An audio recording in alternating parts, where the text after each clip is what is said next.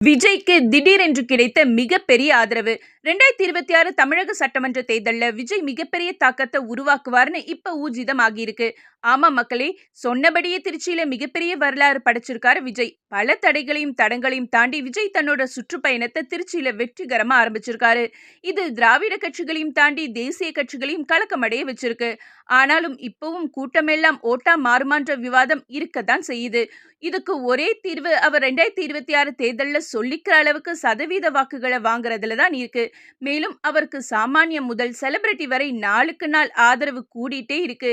இந்த நிலையில நடிகர் பப்ளு வேற லெவல்ல விஜய்க்கு ஆதரவு தெரிவிச்சிருக்காரு. அவர் பேசும்போது, விஜய் உச்ச நடிகரா 1000 கோடிகள் அளவுக்கு சம்பாதிச்சுட்டு சினிமாவிலேயே தொடர்ந்து இருக்காம மக்களுக்கு ஏதாவது நல்லது செய்யணும்னு அரசியலுக்கு வந்திருக்காரு. 2026 தமிழக சட்டமன்ற தேர்தல்ல நான் விஜய்க்கு தான் ஓட்டு போடுவேன். ஏன்னா ஒரு மாற்றம் தேவைன்னு நானும் நினைக்கிறேன்னு பேசியிருக்காரு பப்ளு. தமிழக அரசியல்ல ஆட்சி மாற்றம் வேணும்னு அரசியல்ல என்ட்ரியான மறைந்த கேப்டன் விஜயகாந்தை முதலமைச்சர் சீட்ல உட்கார வைக்காம போயிட்டோமேன்னு குற்ற உணர்ச்சியில இருக்கிற பலர் விஜய்க்கு ஓட்டு போட ரெடி ஆகிட்டதா கருத்து உலா வரது குறிப்பிடத்தக்கது.